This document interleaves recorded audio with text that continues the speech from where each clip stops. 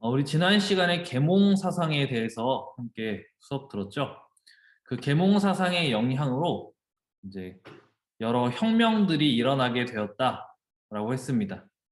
영국 혁명, 그다음에 미국 혁명, 프랑스 혁명, 이렇게 세 혁명들을 살펴볼 텐데요. 오늘은 그 첫 번째로 영국 혁명에 대해 살펴보겠습니다. 이 영국 혁명은요, 17세기에 일어나요. 17세기 중반에 청교도 혁명이 먼저 일어나고요. 17세기 후반에 명예혁명이 일어납니다. 두 차례의 혁명을 합쳐서 우리가 영국 혁명이라고 부르고 있습니다. 17세기면요. 중국은 청나라였고요. 그 다음에 우리나라는 조선, 서아시아에는 오스만 제국, 남아시아에는 무굴 제국이 있는데요. 또 특별히 유럽 다른 지역에서는요, 절대 왕정이 제일 강하던 시기예요.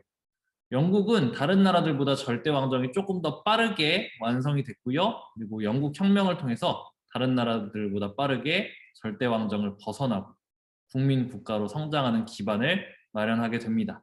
그 내용을 우리가 오늘 살펴보도록 할 거예요. 그래서 영국 혁명의 배경을 좀 우리가 먼저 살펴보면요. 영국의 역사, 우리가 이미 조금 살펴본 바가 있는데, 대헌장 배웠었죠? 대헌장은 이제 왕이 귀족들의 권리를 인정해준 문서였습니다. 자문에 의한 과세, 세금은 물어보고 거둘게. 그 다음에 법에 의한 처벌, 법에 기록되지 않은 내용 가지고 함부로 처벌하거나 구속하거나 하지 않을게 왕이 약속을 했어요. 그리고 자문에 의한 과세가 의회를 통해서 그 자문을 얻는, 의회의 동의를 통해서 세금을 걷는 방향으로 나아갔다. 그래서 영국에서는 왕과 의회가 상호 보완적으로 서로 도우면서 정치가 이루어졌고, 또 의회의 지지로 영국의 절대 왕권이 형성되었다라는 이야기를 했습니다. 정치적으로는 그렇게 흘러왔고요. 종교적으로는 종교 개혁이 일어나던 시기에 영국에서도 종교 개혁이 일어나는데요. 근데 영국은요, 종교적인 이유로 개혁이 일어난 게 아니라 정치적인 문제로 종교 개혁이 일어납니다. 왕의 이혼 문제를 두고 로마 가톨릭 교회와 갈등이 생기면서 종교 개혁이 일어나서 영국 국교회가 형성이 되는데요. 이 영국 국교회는요, 겉모양, 그러니까 예배 형식이나 어떤 교회의 조직상으로는 로마 가톨릭과 굉장히 비슷해요. 그렇지만 형식적으로는 이제 조금씩 변화된 모습을 보여주는, 그러니까 형식이 아니라 교리적으로는 조금은 달라진 모습을 보여주게 되는데요. 초창기에는 그렇게 크게 다르지 않다가 이제 신교파의 교리, 그러니까 신교파는 루터파와 칼뱅파였죠. 이들의 교리를 받아들이면서 교리적으로 변화하는 모습. 그래서 로마 가톨릭과 신교파의 중간 정도의 모습을 보이고 있었습니다. 그리고 칼뱅파가 특별히 유럽에서 많은 상공업자들의 호응을 받았다 그랬죠. 재산 축적을 신의 은총으로 여겼다고 했어요. 그러면서 영국에도 많은 상공업자들이 이 칼뱅파 크리스트교를 믿게 됩니다. 이 칼뱅파 크리스트교를 영국에서는 청교도라고 불렀어요.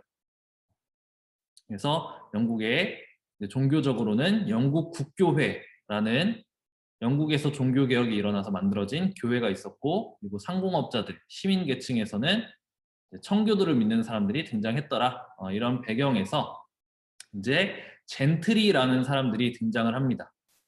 젠트리는요, 장원제가 무너지면서 등장한 지주층들인데요. 장원제가 무너지고 또 농노들이 해방되면서 자기 땅을 가진 사람들이 등장을 했다. 이런 이야기를 했습니다. 근데 이 젠트리는요, 자기 땅을 가진 사람들 중에서도요, 조금 더 열심히 일하고 노력해서 더 많은 땅을 가진 사람들. 그래서 어느 정도 부자가 된 사람들을 우리가 젠트리라고 불러요.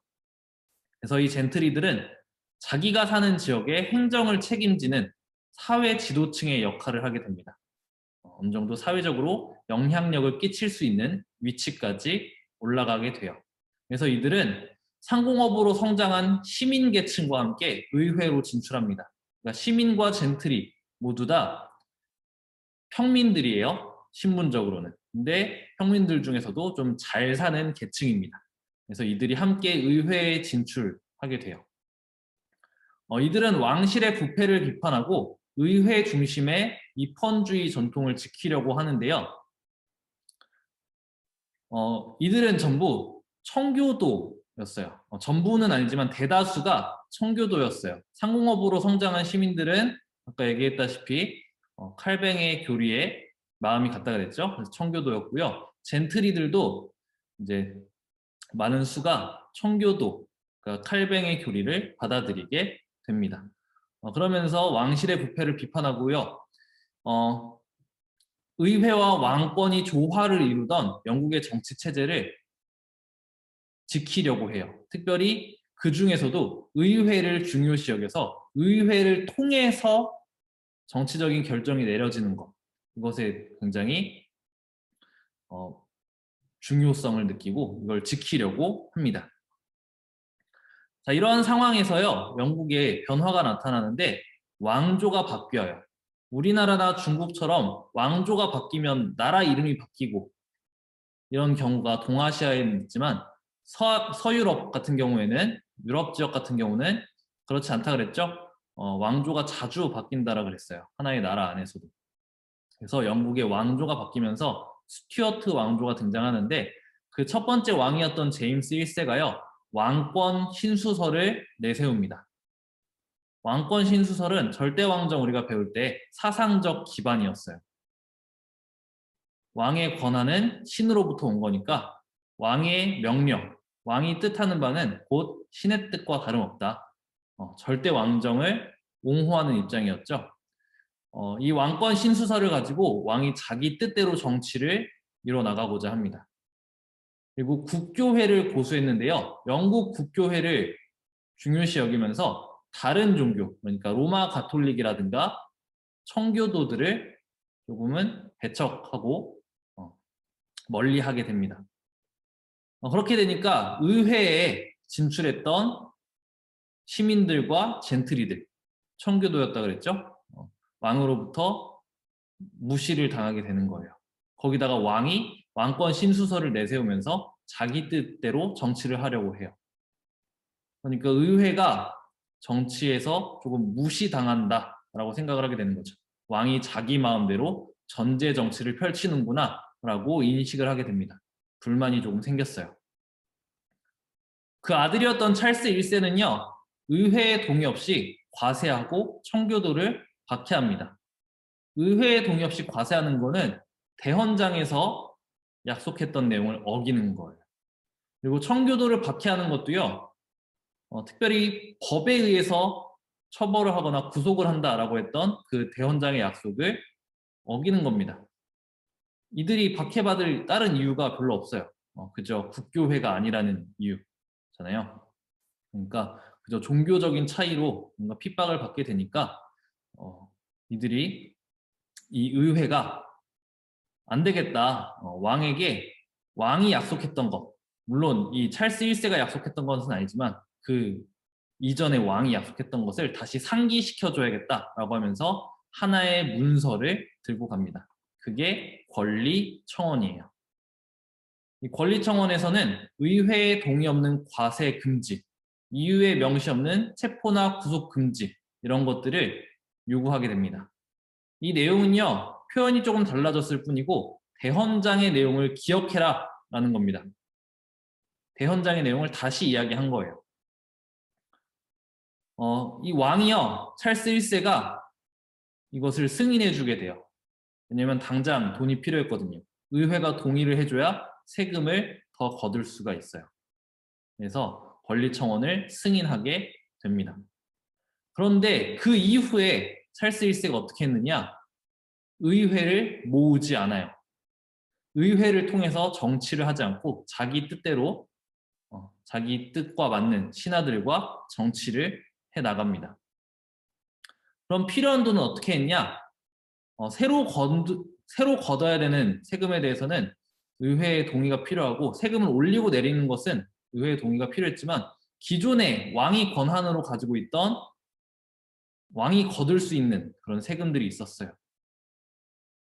그런 것을 가지고 왕이 국가 재정을 운영해 나갑니다. 어떻게 뿌려 나가게 돼요.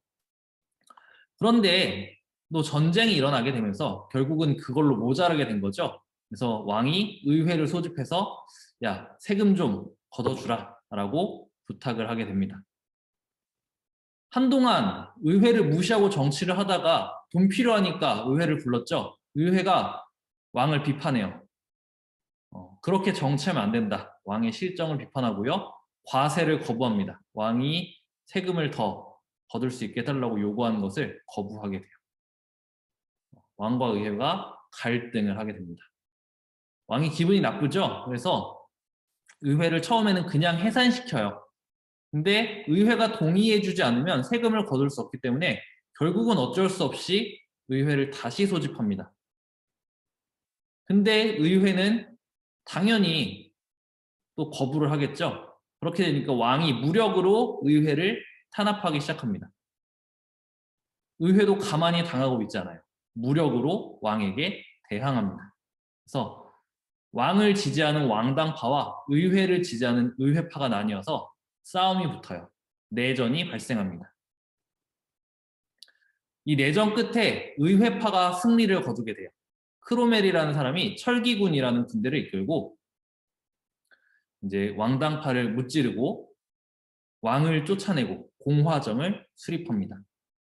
왕을 쫓아내고 공화정을 세웠다. 왕정이 무너지고 공화정이 등장했다.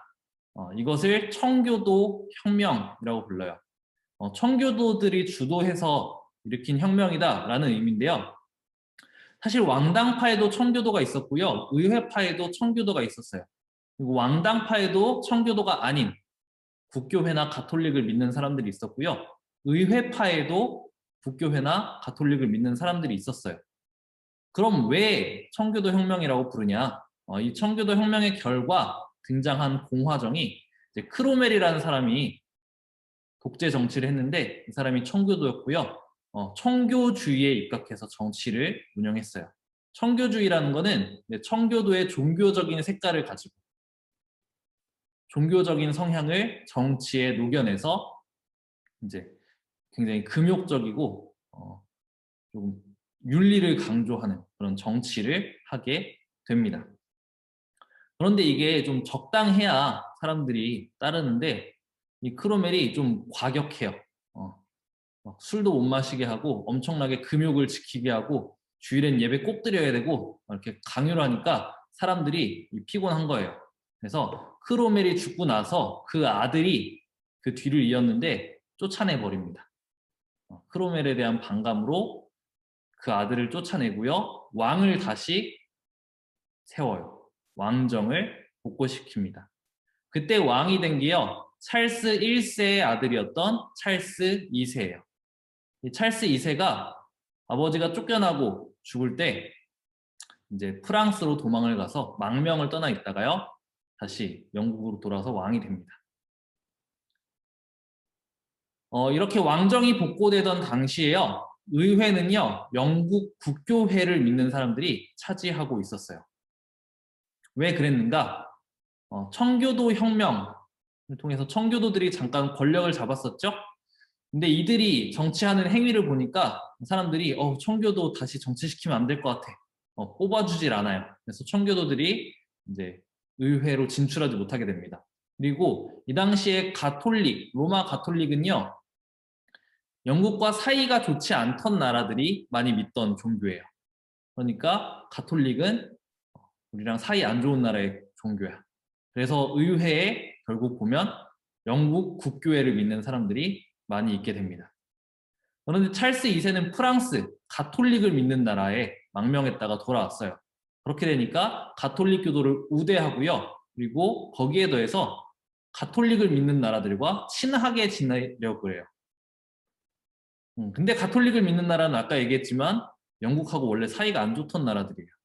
의회가 이것에 반발하게 됩니다. 왕이 자기 마음대로 정치를 하려고 하는구나 라고 판단하게 돼요. 자, 그리고 그 뒤를 이은 제임스 2세도요. 친가톨릭 정책을 펼치게 됩니다.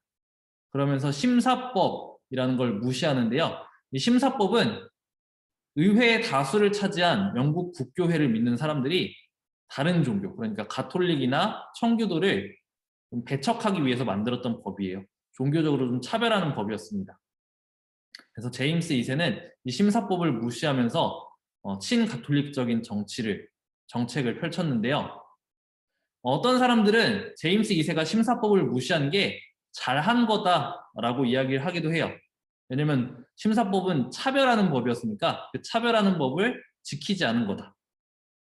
자유를 추구했고 사람들의 선택권을 존중한 거다. 이렇게 이야기를 하기도 합니다. 하지만 의회 입장에서는 의회가 만든 법을 어기는 마음대로 하는 왕이었어요. 거기에 더해서 인신보호법을 무시합니다. 요거는 뭐냐? 인신보호법은 이제 대헌장과 권리청원에서 이야기했던 법에 의한 처벌과 구속, 법에 따라서만 처벌하고 구속하겠다라고 하는 게 인신보호법인데 그걸 무시했다라는 거는 법에 근거하지 않고 처벌하고 구속하고 했다는 거죠. 왕이 자기 마음대로 마음에 들지 않는 사람들을 핍박했다라는 거예요. 왕이 자기 뜻대로 의회를 무시하고 정치를 하려는 모습을 보고 의회가 다시 고민에 빠집니다. 아, 우리가 크로멜이 별로여서 내쫓았는데 새로 불러온 왕도 좀 그렇네.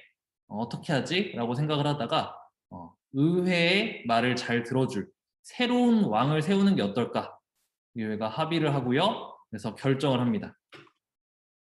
제임스 2세를 폐위하기로 결정을 하고 새로운 왕을 데리고 오기로 해요. 공화정은 한번 경험해봤더니 좀 별로인 것 같아. 그래서 왕을 데리고 오기로 합니다. 그리고 이 당시에 공화정인 나라가 없어요. 그러니까 왕이 없는 것 자체가 이 사람들한테 어색하게 여겨졌을 수도 있습니다. 그래서 메리와 윌리엄을 왕으로 추대하는데요. 메리는 제임스 2세의 딸이에요. 제임스 2세의 딸이었지만 이 사람은 네덜란드로 시집을 가요. 윌리엄이 메리의 남편이거든요. 오렌지공 윌리엄, 네덜란드 사람인데요. 이 네덜란드는요, 오늘날에도 그렇지만 굉장히 진보적이고 개방적인 국가입니다. 그리고 이 당시에 신교를 믿던 국가였어요. 그래서 조금은 개방적이고 이렇게 영국의 의회의 요구를 들어줄 거라고 이제 기대가 되었던 사람들인 거예요. 그래서 제임스 2세를 폐위하고 메리와 윌리엄을 왕으로 추대하기로 의회가 결정을 합니다. 이것에 대해서 제임스 2세가요 크게 반발하지 않고요 자기 왕위를 내려놓고 떠나요. 망명을 떠납니다. 그리고 메리와 윌리엄이 네덜란드에서 영국으로 와서 왕위에 즉위하게 됩니다. 피를 흘리지 않고 왕을 바꾸었다라고 해서 명예혁명이라고 부릅니다. 이렇게 왕위에 오른 메리와 윌리엄에게 의회가 하나의 문서를 내밉니다. 자기들의 요구사항이 적힌 문서였어요. 어떤 내용들이 있었냐? 세금을 걷기 위해서는 의회의 동의를 받아라. 이거 대헌장의 권리청원에 있던 내용이죠. 그리고 법을 집행하기 위해서는 의회의 동의를 받아라. 군대를 유지하고 군대를 움직이기 위해서는 의회의 동의를 받아라. 그리고 찰스 1세가 권리청원 이후에 의회를 모으지 않았었는데 그건 안 된다. 의회는 주기적으로 무조건 모여야 된다. 정기적인 의회 소집을 요구하게 됩니다. 이런 내용들을 메리와 윌리엄이 이제 승인을 하게 됩니다. 그러면서 왕이 의회 속에 있다는 전통이 수립이 돼요. 그러니까 왕이 자기 마음대로 정치적 권한을 발휘할 수가 없어요. 의회를 통하지 않고는, 그 이전에는 의회와 뭔가 상호 보완적인 관계였다면 이제는 왕이 뭔가 하고 싶으면 의회를 무조건 거쳐야 되는, 그래서 의회 중심의 입헌 군주제가 형성이 됩니다.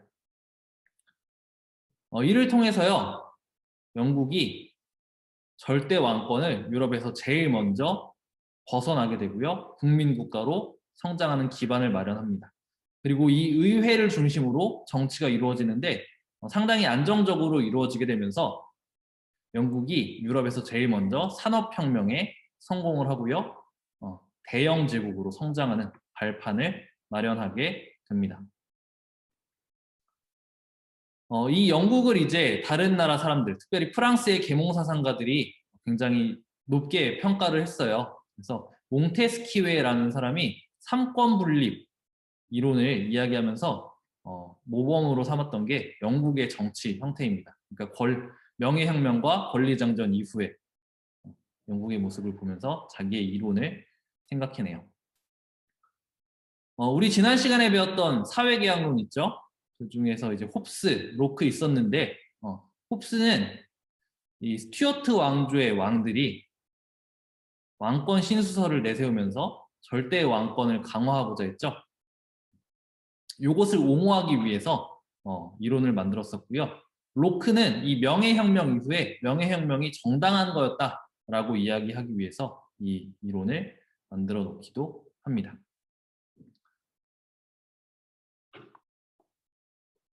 자, 오늘 질문인데요. 명예혁명 이후에 입헌 군주국이 된 영국, 이 영국의 모습이 오늘날의 민주주의랑 어떤 차이가 있을까 한번 생각해 보았으면 좋겠는데요. 오늘날의 민주주의는 다른 여러 나라들 있지만 우리나라 생각해 보면 좋을 것 같아요. 오늘날의 우리나라의 민주주의와 명예혁명 이후의 영국 모습과 어떻게 다를까? 사실 우리가 이 뒤에 영국이 또 변화되는 모습들을 살펴보게 될 텐데 그것까지 배우면은 여러분들이 좀 차이점을 확실하게 이해할 수 있겠지만 사실 배우지 않고 질문하는 거라 어렴풋이 알거나 좀 단순한 정도에서 여러분들이 그칠 수 있어요. 그렇지만 한번 생각해 봤으면 좋겠습니다.